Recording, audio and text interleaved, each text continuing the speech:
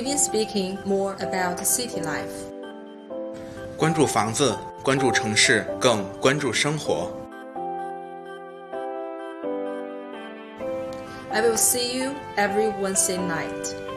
国际生活家直播采访秀 Vivian Speaking， 每周3晚7点半，不见不散。Good evening, I'm Vivian. The guest for today is Abdulaziz, and this is Vivian speaking. Abdulaziz is a CFO of Sinopec Sabic, Tianjin Petrochemic. So welcome to our show. Thank you, Vivian, and thank you for having me. It's quite a pleasure. I know the show and how impactful you are to the community, both the locals in Tianjin and also for the expatriate community. So thank you very much. And additionally, thank you for choosing such a fantastic spot. This is a fantastic location and a new development, which I am completely falling in love with. It's a fantastic house, which I hope you will show some footage to the audience. The layout, the interior design is just fascinating. I'm falling in love with it. So which part is your favorite? I think all of it. All of it. To the point where I'm actually would love to have a place like this as my home and back home in Saudi. We are now in the basement. Yes, we are in the basement now. And it's an amazing layout with even there is a sunlight coming in, and there is a room that seems to be like a gaming room. Yeah, it's a garage, right? Correct, with bicycles in it. It's just quite lovely. It's a fantastic spot with amazing layout. So thank you for your thoughts on choosing the place. You're welcome. 那今天我们 Vivian Speaking 的嘉宾呢，他的就是名字叫 Abdulaziz， 他有一个非常有意思的中文名字叫做吴刚啊，他是中沙天津石化有限公司的首席财务官，他刚才也是就是特意感谢我今天选了这么棒的一个场地哈，那么我们呢也是非常感谢上东金茂府那友情提供了这个场地给我们做本期节目的一个录制。当然我刚才也问到我说你最喜欢这个别墅里面的哪一个部分哈？他说基本上所有他都很喜欢，而且他也期待呢自己也能住进这样的别墅。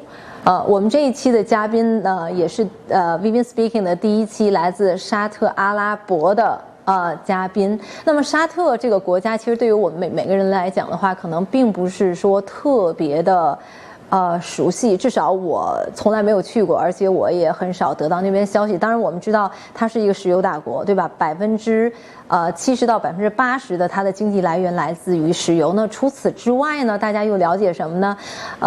据我所知呢，它可能它的很多的就是社会的一些所谓的一些制度是非常的严格到我不能理解。比如说他们在公共场合男女是不能同时在一起的。包括就是说他们的妇女是都需要就是穿上我们平常看到的那种就是黑纱除了露着眼睛之外，那现实到底是不是这样呢？那让我们来跟Abdulaziz 我们来聊一聊。So back to our interview. So for the Saudi Arabia, to be honest, I seldom know some information about this country, and because the Muslim kingdoms had closed off for decades, right? Also, what I learned is the country has a very strict social code, like segregate a woman and a man in the public places, and requiring ladies to wear all covering black robes. Also, I heard, some of the rules, some of the social codes has been relaxed. So what looks like recently? No, I think that's a fantastic question, and thank you for asking that. I think that's one of the common misconceptions misconceptions about my country. You mean misunderstanding? Correct. There are not rules that specify them. These are cultural norms.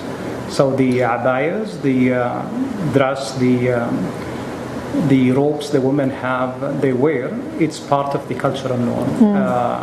And it's actually becoming quite fashionable. In there, it's basically upon each family and how. So there is a bit of openness in how to wear them. Similar thing, we do have our traditional clothing for men.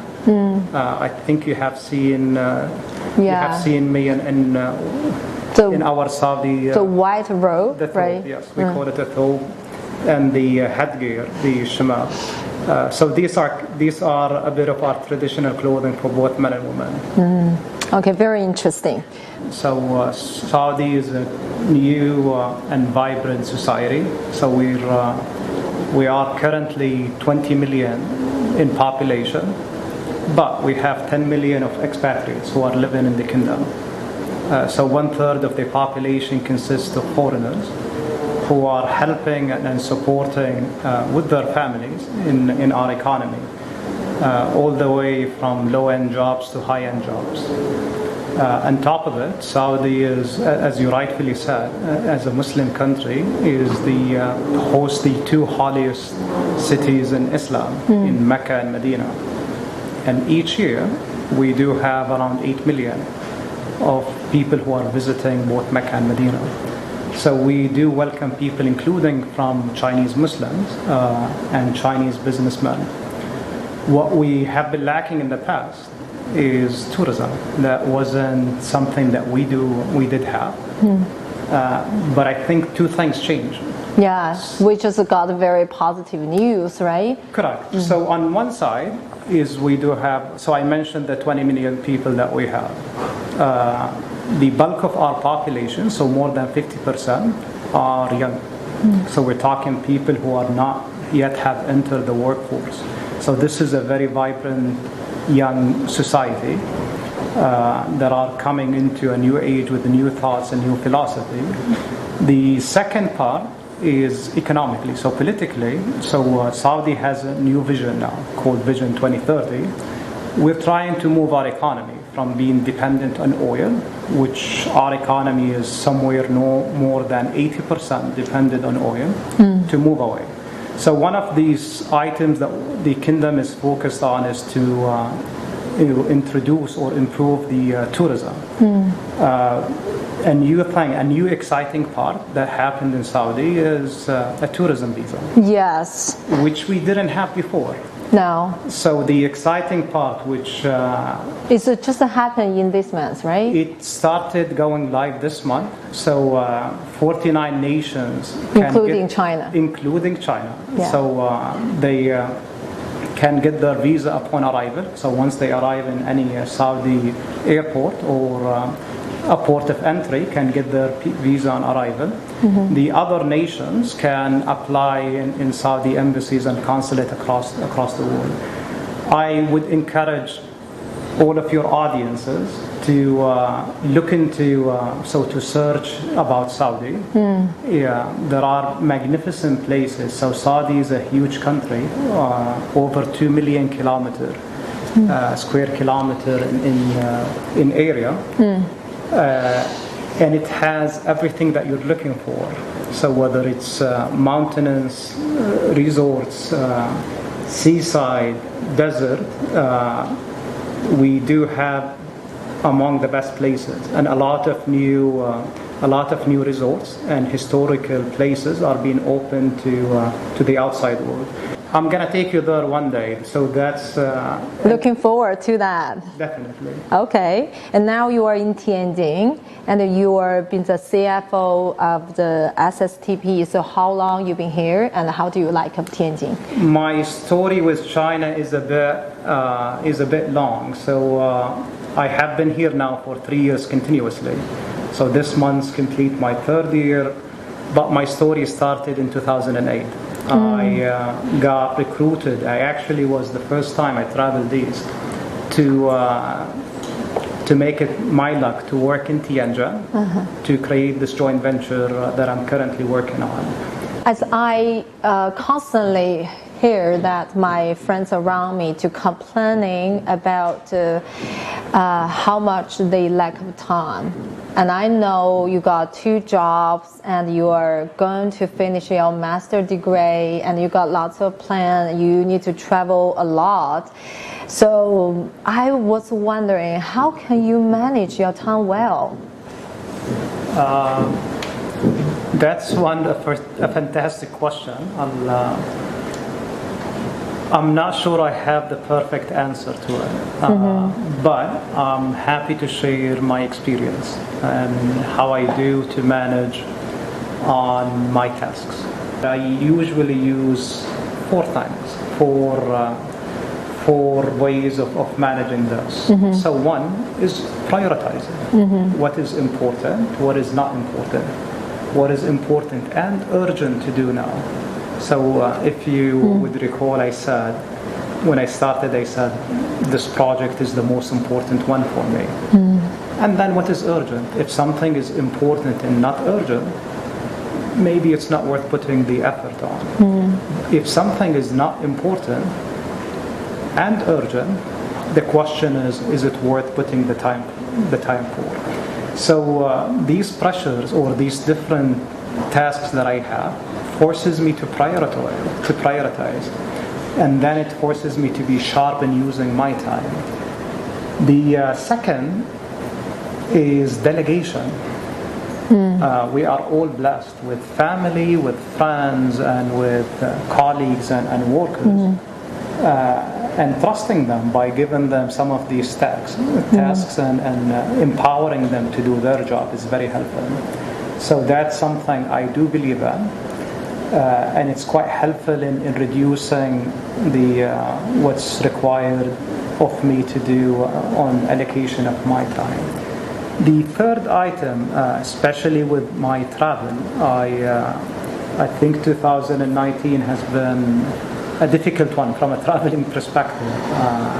Around 30% of my time has been outside traveling. Jumping from plan to plan, which is not fun.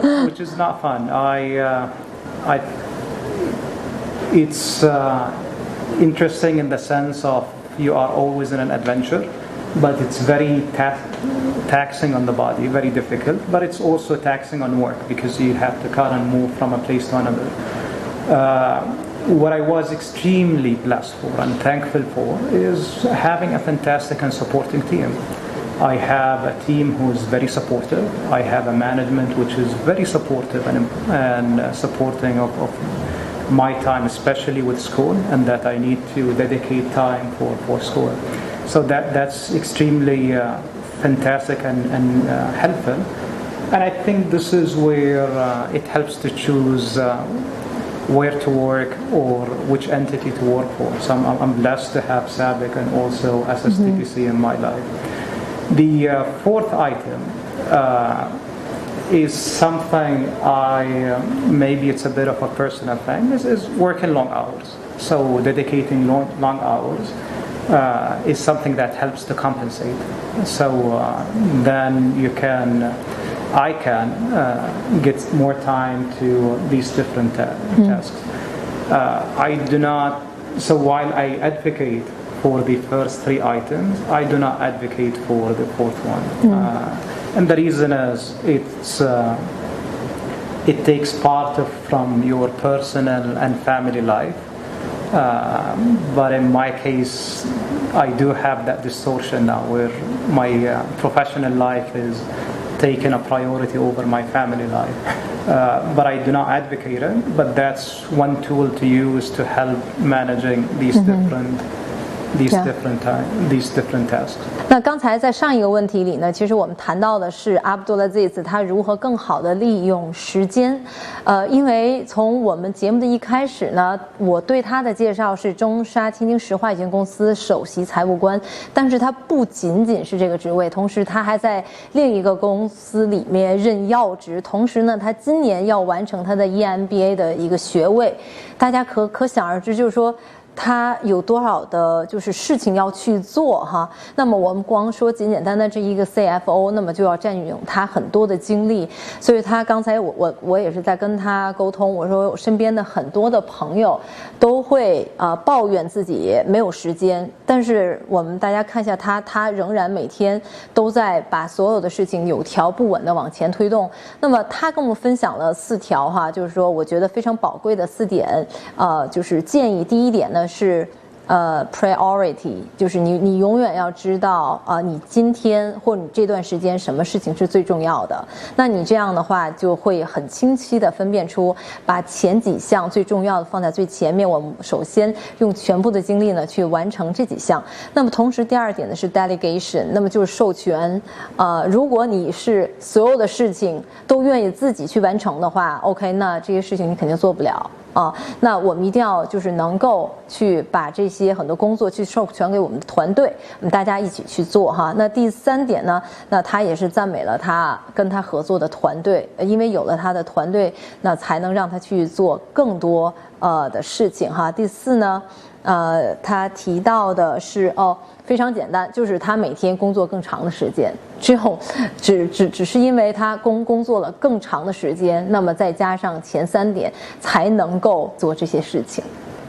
那好，让我们进入下一个问题啊。我下一个问题其实我不知道大家跟我有没有共识哈，就是说其实 Abdulaziz 他完全可以就是既做这份 CFO 的工作，同时去享受他的生活，但是他并没有做这方面的选择，而是学业上的进一步的进阶，以及呢接受其他工作的挑战。那他为什么会选择这样具有挑战性的生活呢？那这是我下一个问题。But why you choose this tense life, not that easy one? We talked this before, right? Yeah. And you told me that you want choose to be this way. It's a taxing life. It's not easy. So it's I don't know. I think No. in one part of it is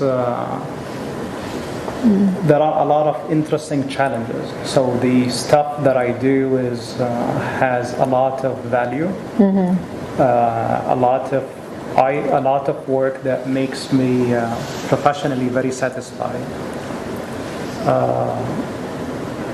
We do have an impact on people, on work, on futures. So this is a work that would last for future years to come. But it's not easy because you're right. In our previous discussion, that takes impact on your personal and family life. So it's not easy on that part. But why do I do it? I don't know. I think it's just the thrill of it. You just want to do this way. It's fun. It's good to see challenges and conquering challenges, and seeing something out of nothing to build something, or perfecting something. So if you have something that's existing, to make it the best out of the best out there. Okay. Actually, Abdulaziz is not only challenged himself in life, but also he challenged himself in everything, in every aspect, especially in support, right? And so we will talk about that later. 那我们现在呢来到了上东金茂府蝶树样板间的地下车库的部分，大家可以看到哈，就是非常非常的酷。那因为在这个部分呢，我要跟嘉宾去谈论一下他的极限运动的爱好。Okay, so my first question is, do you like this place? No. No? I actually love it. Okay. The whole place is fascinating. It's tremendous. I'm falling in love with it. But this room is bringing a lot of ideas for me. So in my future home today, this feels like a place I could make into a manscape, where it would be a lot of the activities that would pertain to myself and my friends. That's very nice, a good idea. 我们的男嘉宾呢，也是觉得，哎呀，这个空间哈，设计感各方面是非常非常的棒，非常的酷。他觉得如果这是他的家的话，他会把这个地方也是，所有的设施，包括所有的家具，都是相关于他和他的男性朋友们，就是他和他男性朋友的一个会客厅。Okay, so let's move back to our interview. I heard that you like extreme sport very much, right? And when we talk about extreme sport, something in common. One is very risky, but it's because it's nearly to death, right? The second, it should be conducted by the professional people, right? The third, you need to take a lot of courage to do it, to finish that. So we talked about this before, and you have some favorite extreme sport. What is that? I do a few of them. So whether it be related to cars, bungee jumping, sea or water activities like parasailing, but my favorite is skydiving. Skydiving, OK. 那么我们刚才也是提到了，那么就是在极限运动方面呢，其实有几个共同点的那需要勇气，而且是需要专业的教练，那同时呢是非常的危险，因为这种极限运动真的都是离死亡最近的一些运动。那么就是我们的今天的嘉宾呢，他非常喜欢极限运动。那么我刚才也跟他沟通了他现在最喜欢的极限运动就是 skydiving， 那是跳伞。那我们看一下，那他在美国的跳伞经历。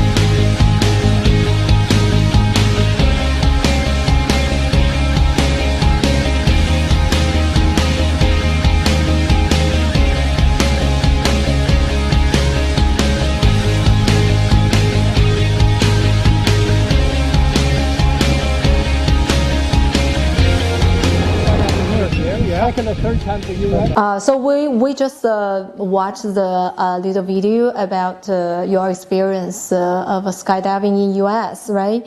So can I ask some technical question? Please. Okay, what altitude is going to be when you can jump out of an airplane?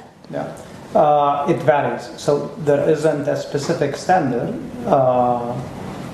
I think it depends on the airplane and the location itself. So how high the airplane can go, the weather, the distances to be.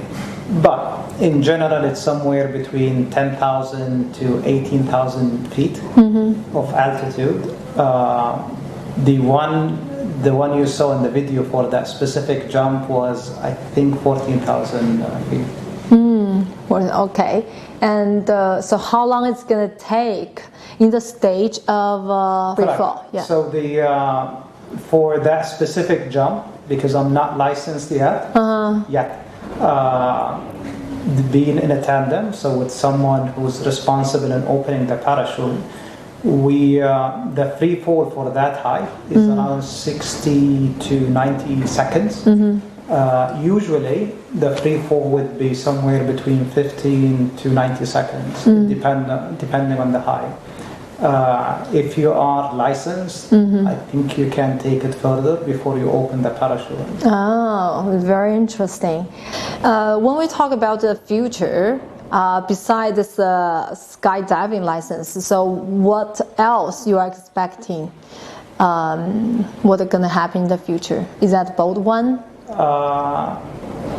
I would like it to be. If I look into my life so far, is a lot of things happen, which changes your trajectory rather than what you anticipate. But I think from a bold perspective, professionally, I still have some goals to accomplish. So I'm working on that front. What I think 2020 and beyond brings a lot of excitement for me is I'm trying to have more balance in my life. So my life was more professionally leaning. So I would like to balance that. So hopefully one of my objectives is to start a family.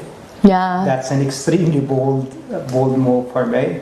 So there is that target. I would like to also dedicate more time for my parents and my brothers and sisters. That will take a lot of balancing to our earlier conversation. Yeah. The other, it's a dream more along the skydiving, which I think it's more of a vision. I don't want to call it a dream.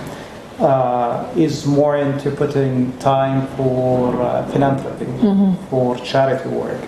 I've always been inspired by my mom, my family overall, but my mom specifically, who has been always working on helping others and using her network to help others both financially and being there for them.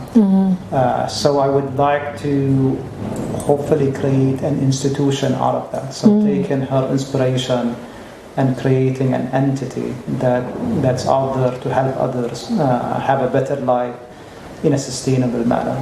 You mean this charity gonna be in your country, Saudi Arabia? I don't know. That's why it's a vision. I think it will be in Saudi. If it's successful, I would like it to be to help in a global basis. Reality of the matter is we are, as human beings, we face a lot of issues. So, struggle and difficulties is not for one location. It's more of a universal thing. So that's one of the things that I would like to accomplish. It's not an easy mandate, but the inspiration that gets me going goes back to our earlier discussion, but also a way to honor and build in the inspiration that Mom has given me. 那我们刚才也是最后哈，我们在节目最后我们谈到了我们今天男嘉宾的他的以后的一个期望以及对自己生活的一个展望哈。第一呢，他想在2020年的时候开始自己的家庭那所以他现在还是一个单身一名哦。然后呢，第二呢，他也是希望哈，就是说在将来呢也是为自己的国人哈，就是做一些贡献，然后呢可以有一些慈善的机构哈，他自己能够来帮助更多的人。其实这些呢也受他父母的一个感染尤其是他妈妈哈的感染。同时他刚刚提到也是在 skydiving 上，他希望有进一步的突破，他能够拿到真正的这个怎么说呢，是证书哈，他能够自己能够真正的从飞机上能够自己做到这个跳伞的这项运动Okay, I think this is today's our Vivian speaking. So I hope you enjoy the show. You enjoy the place.